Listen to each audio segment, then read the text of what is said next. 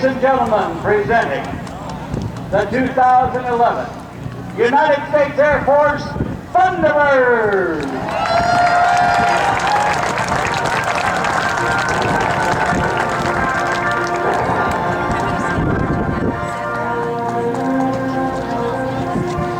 Ladies and gentlemen, please direct your attention to Show Center as we welcome those before you into our United States Air Force.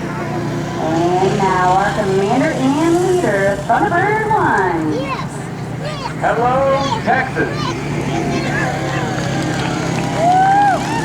What a fantastic day. Thank you all so much for sharing your Saturday afternoon with us. Well, my name is Lieutenant Colonel Case Cunningham, and I'm the commander and leader of your United States Air Force Thunderbirds.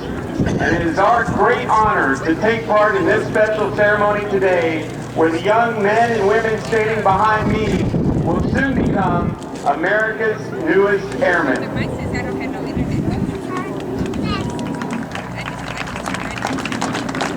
These young men and women have bravely answered their nation's call by choosing to join the nearly 700,000 airmen of your United States Air Force.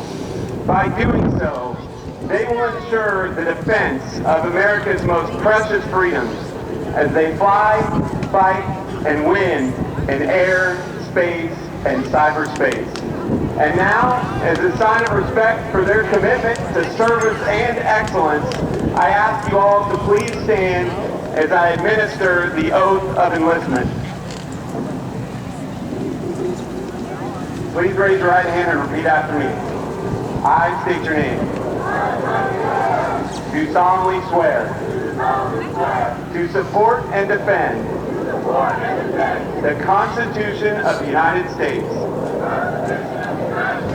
against all enemies, foreign and domestic, that I'll bear true faith and allegiance to the same, that I will obey the orders of the President of the United States